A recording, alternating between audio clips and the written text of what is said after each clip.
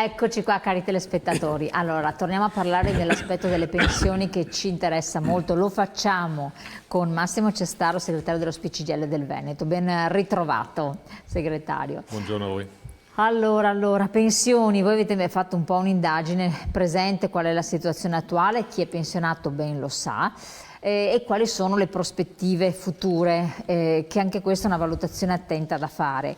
Più o meno sappiamo cosa il governo ha detto in base ai finanziamenti che ci sono o che non ci sono, quindi è molto difficile, però voi avete delle rivendicazioni e continuate a farle, questo è anche importante e significativo. Allora, stato dell'arte, pensione di vecchiaia. Sì, le abbiamo viste, diciamo, abbiamo fatto questa indagine. Lì siamo, diciamo, nel Veneto mediamente attorno ai 1250 euro al mese. Questa è una media costruita anche tra uomini e donne ed è interessante. La media, bravo da dire la media, perché abbiamo detto a volte delle cifre, poi abbiamo avuto dei reclami da parte di chi riceve molto meno, ho detto non è vero. È la media delle pensioni venete. Lorda peraltro, vero? Sì, ecco. ed è la media tra uomini e donne. Perfetto. Perché se vediamo la slide, non so se siamo... Allora, mettiamo in onda la prima slide che ci fa capire la differenza, eccola qua, uomini 1570, le donne 815, un divario terrificante. Terrificante, e basta guardare i numeri e si vede chiaramente che le donne hanno una pensione, anche qua sempre mediamente, che è il 50% di quella percepita dai maschi. E questo si spiega perché le carriere delle donne sono spesso discontinue, sono part-time involontari, ci sono i tempi di cura che non vengono riconosciuti e quindi insomma questo determina un impoverimento della pensione delle donne. Voglio dire che rispetto al mercato del lavoro il rapporto tra maschi e femmine si inverte rispetto alla scolarità. Mi spiego meglio. Noi siamo in Italia tra gli ultimi posti in Europa per quanto riguarda la scolarità dei ragazzi. Saremmo ultimi se non ci fosse la scolarità delle ragazze, che è nettamente superiore a quella dei maschi, e quindi alza un po' la media.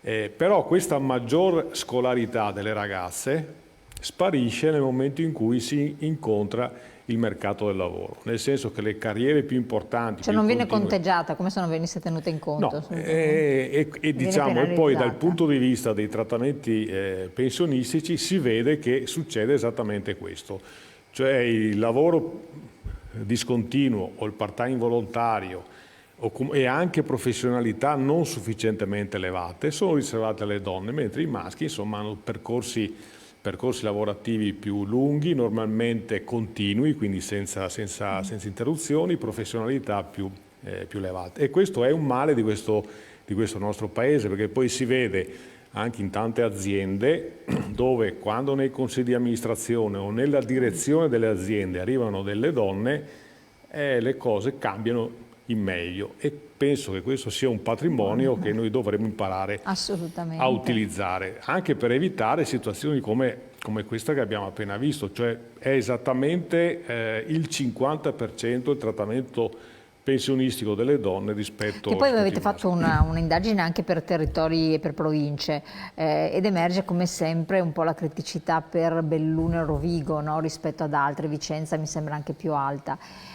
Questo dovuto a che cosa? Una maggior industrializzazione? Sì, nel senso che ci sono dei territori scusate, nei quali i livelli occupazionali sono più elevati e anche più stabili, perché evidentemente c'è un sistema produttivo tutto sommato funzionante. Nei territori più fragili, e sono fragili perché appunto il mercato del lavoro è fragile, questo significa non avere industria, significa oppure per esempio zone turistiche nelle quali i rapporti di lavoro sono intermittenti, legati alle stagioni e dopo... Questo tutto anche per far fare delle riflessioni e che magari chi ci ascolta e non è pensionato ancora e fa delle considerazioni che voi sempre dite fate attenzione, di pensionamenti anticipati con cifre un po' minori eccetera, te le porti avanti poi anche quando di soldi ne hai bisogno e per assurdo più passa il tempo più di soldi si ha bisogno, no? Esatto, sta cosa la vediamo anche dopo. E qui il tema esiste, cioè questa cosa che diciamo insomma ripetutamente, i trattamenti pensionistici sono direttamente collegati alla vita lavorativa delle persone. Quindi se uno ha una vita lavorativa continuativa, senza interruzioni, con trattamenti economici diciamo dignitosi, certo, poi c'è un trattamento pensionistico che insomma corrisponde alla vita lavorativa. Se invece i percorsi lavorativi sono fragili, diventa fragile anche il trattamento pensionistico. Leggiamo un attimo il messaggio che era arrivato da parte di un nostro telespettatore o telespettatrice, non lo so.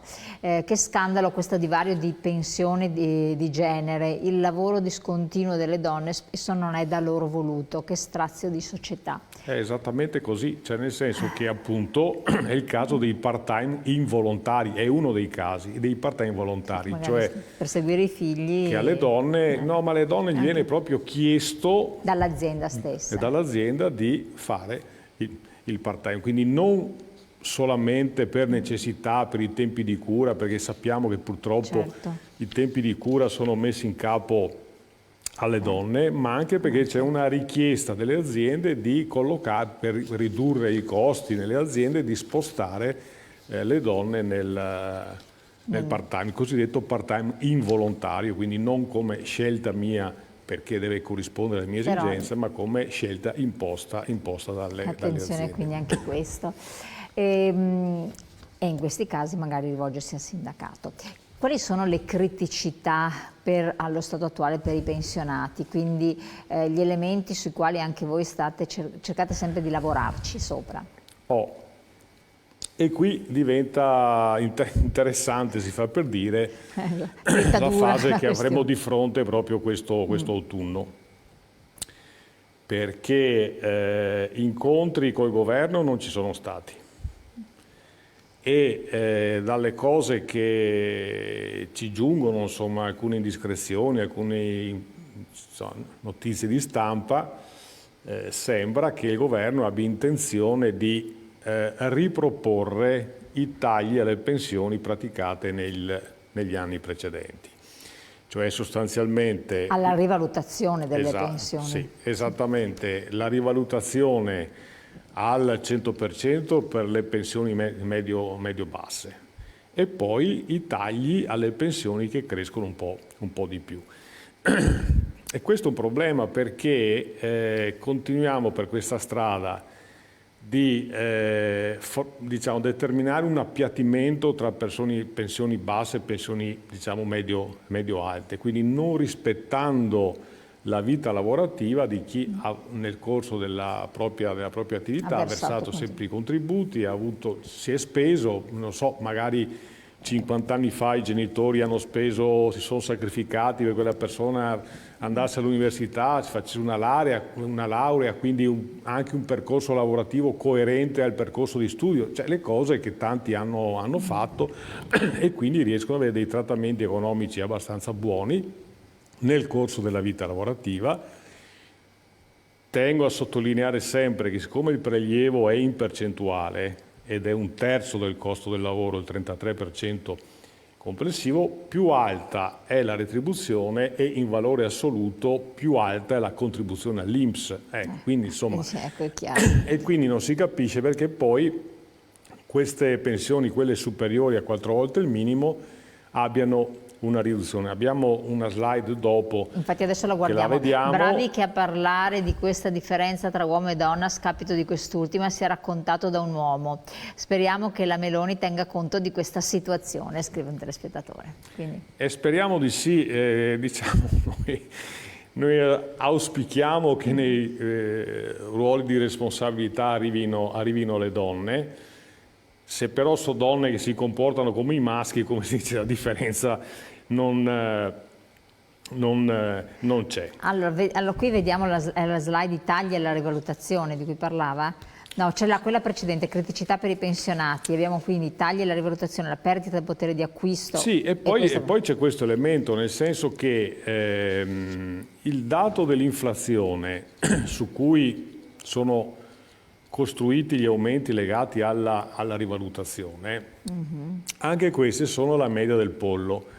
Diciamo che l'anno scorso, l'anno prima ancora, dove c'è stata un'inflazione piuttosto alta determinata dall'aumento dei costi energetici, quindi siamo stati 2 anni fa attorno all'8% e l'anno scorso ancora attorno al 5-5,5%, ma questi sono dati sui quali si fa la rivalutazione delle pensioni, con una riduzione per le pensioni medio-alte, ma che non tengono conto minimamente del cosiddetto carrello della spesa, cioè quando il governo decide un'inflazione, che ne so, come è stato 2 anni fa, dell'8%, in realtà il carrello della spesa era valutato attorno al 12%.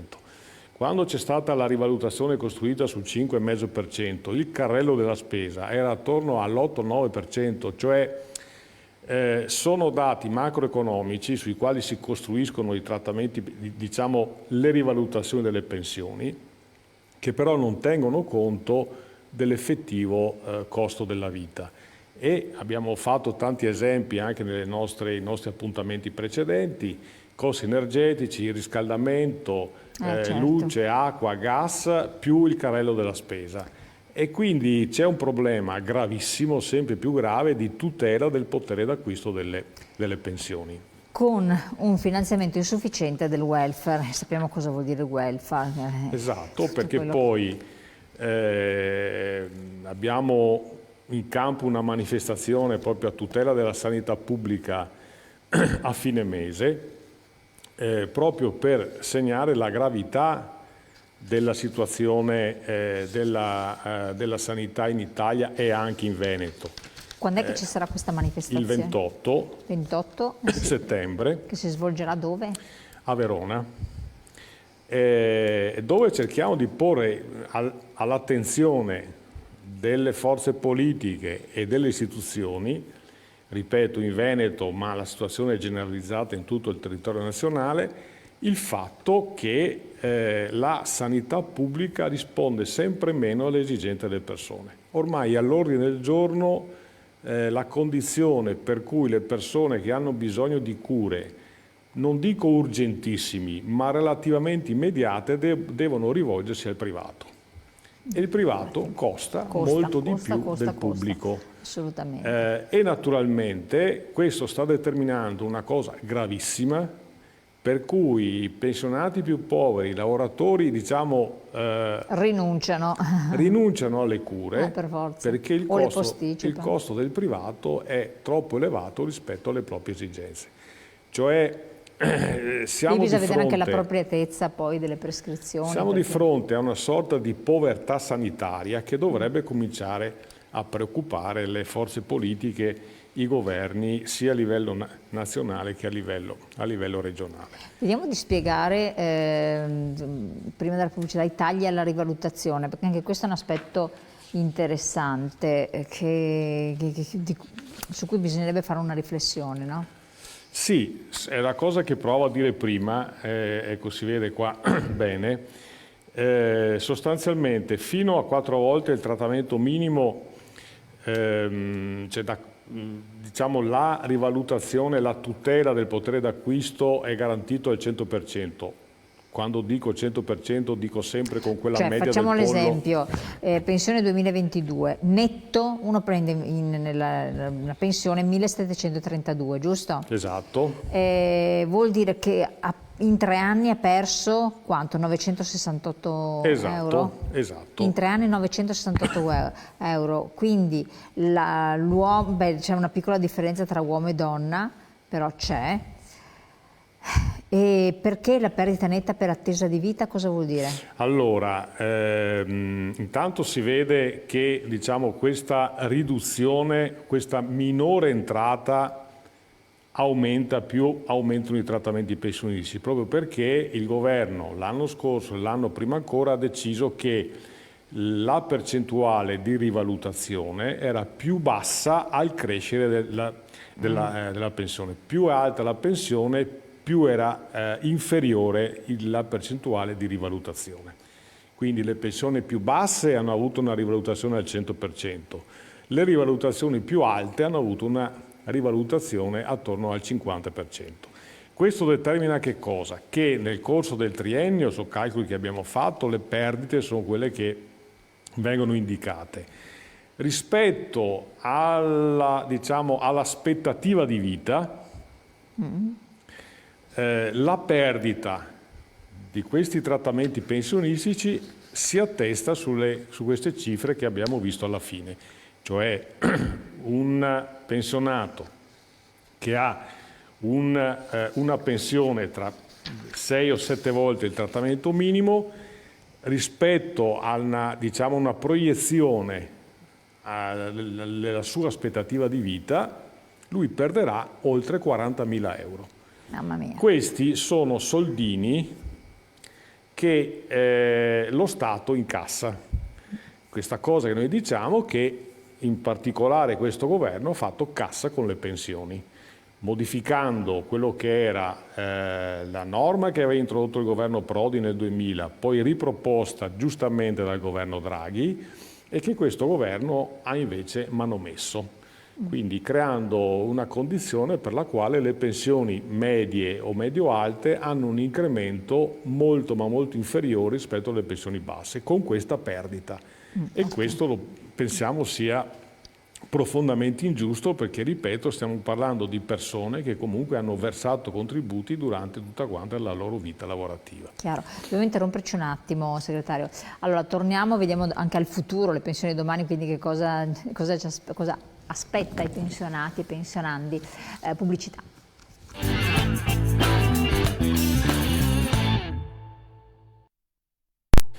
Allora, siamo sempre con Massimo Ciastaro, segretario dello CGIL Veneto. Abbiamo visto la situazione attuale dei pensionati e diamo un occhio anche ai pensionati di domani. Abbiamo anche una slide.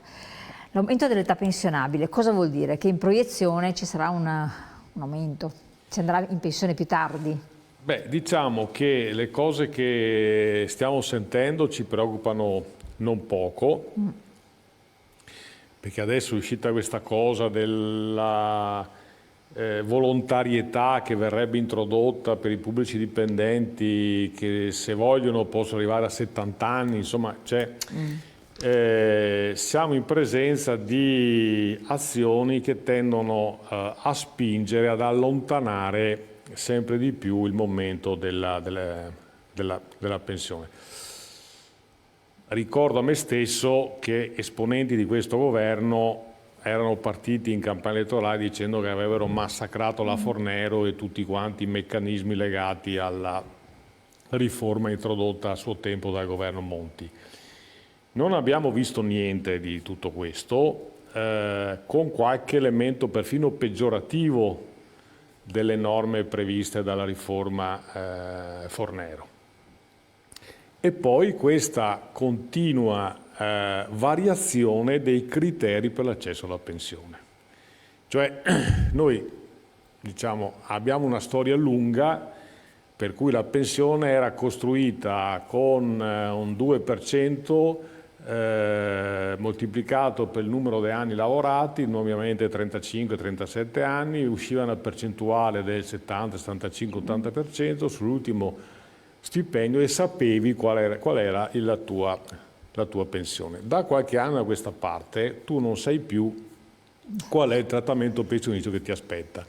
Quindi è partita quota prima appunto la Fornero, poi la quota 100, poi la 102, però la 103 è modificata, nel senso che se vai con una quota 103 però devi avere tutto il ricalcolo contributivo della tua pensione, quindi un abbattimento del 30%. È drammatico, veramente. Cioè, sì. È difficile per una persona farsi delle proiezioni di vita futura, no, allora, diciamo che questo governo, ma anche altri e quelli che verranno, dovranno decidere una volta per tutte qual è il sistema previdenziale che spetta ai lavoratori italiani, in modo tale che uno abbia contezza di quello che gli spetta e sia in grado di fare una valutazione e di scegliere il momento quando andarsene in pensione, anche perché non tutti i lavori sono uguali, sono lavori più usuranti e altri meno, e quindi sarebbe normale che uno si facesse i suoi conti e valutasse il momento nel quale accedere al trattamento pensionistico in rapporto a qual è stata la sua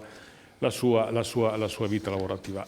Questa continua incertezza infatti vediamo un attimo la slide, in modo che i nostri telespettatori possano anche puntare l'aumento dell'età pensionabile, quindi è un aspetto, le pensioni calcolate interamente con metodo contributivo, che è l'altra criticità, gli importi bassi, abbiamo già spiegato prima perché c'è il fatto della donna che deve al lavoro discontinuo eccetera, e poi il divario di genere che è un altro gap salariale che riguarda anche i giovani, attenzione. Esatto.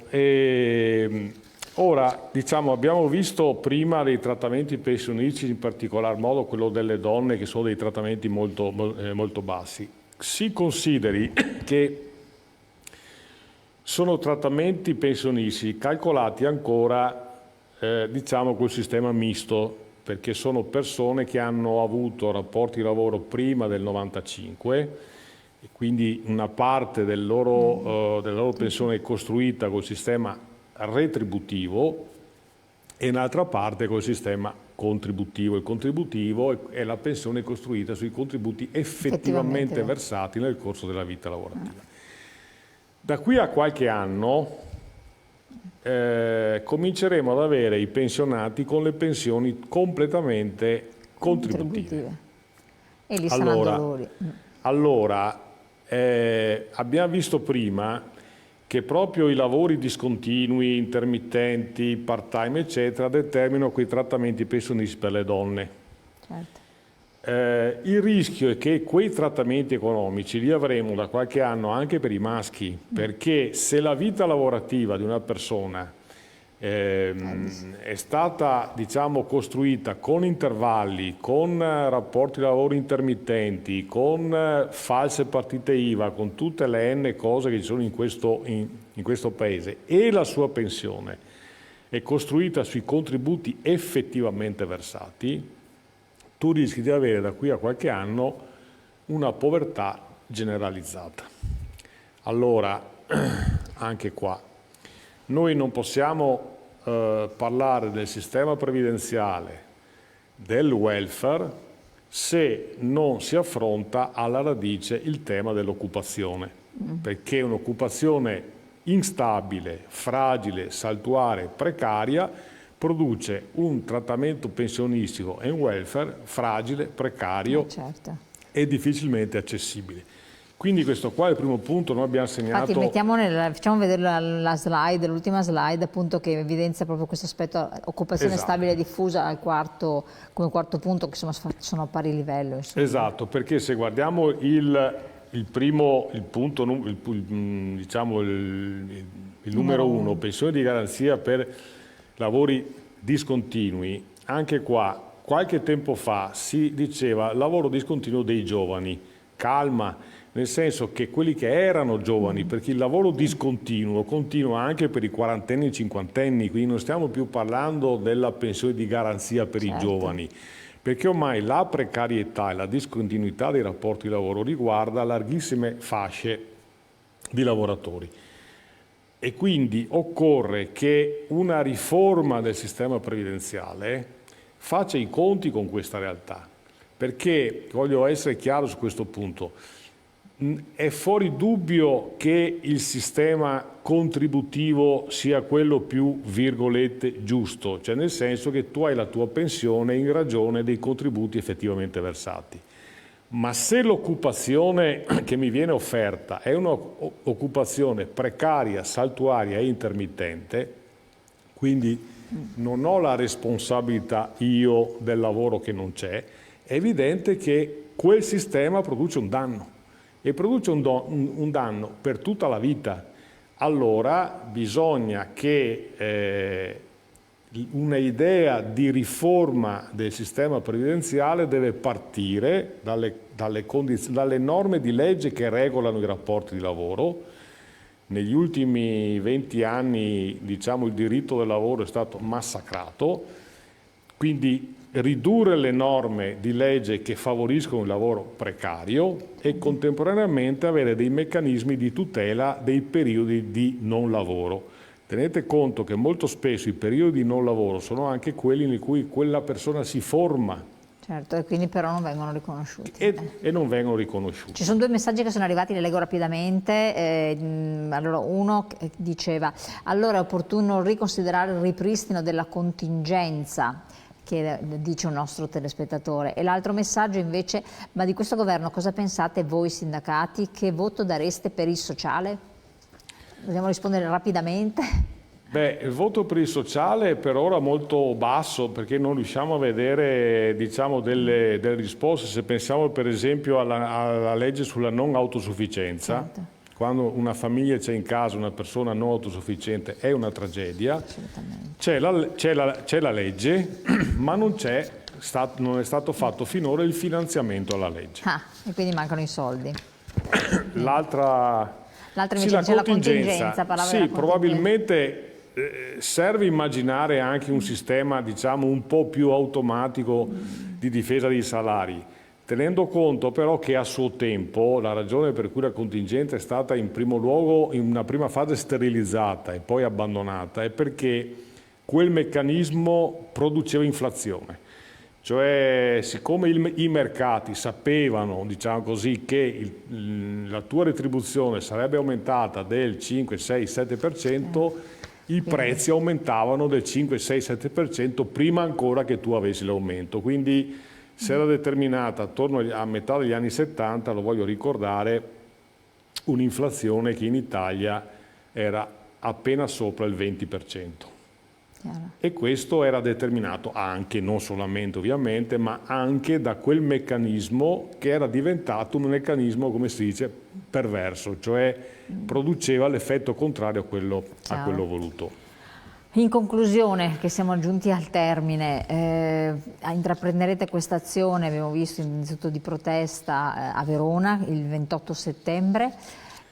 E poi ci sarà il confronto, spero, comunque anche giornate di mobilitazione, perché vorremmo essere ascoltati rispetto alla cosa che riguarda tutti quanti i cittadini, e che è il sistema di welfare, il sistema pensionistico. Qui abbiamo detto, intanto c'è il tema della certezza del diritto, cioè sapere quando uno può andare in pensione, certo, qual è il suo trattamento, non che ogni anno e ogni governo cambia le norme. E possa calcolare soprattutto quanto prenderà di pensione, che sarebbe una cosa... Quindi penso che ci rivedremo ancora e faremo un po' il punto sulle cose che dovremo sicuramente. In campo. Allora, grazie alla SPCGIL, sempre presente anche per darvi gli aggiornamenti, a voi ci avete anche scritto, ed effettivamente è molto importante sapere che c'è qualcuno che pensa alla tutela anche dei cittadini, dei pensionati, dei pensionandi, di tutti quanti noi. Vi ricordo come sempre, per il calcolo della pensione, per vedere se i soldi che ricevete sono quelli corretti, eccetera, ci possono essere piccoli errori o difformità, andate allo SPCGIL, chiamate, prenotate un appuntamento, basta avere il codice fiscale e lì almeno vi fate un po' di chiarezza. Grazie Cestraro di essere stato qui con noi, segretario dello SPI, grazie a voi telespettatori di aver partecipato, di averci seguito. Noi come sempre ci vediamo presto.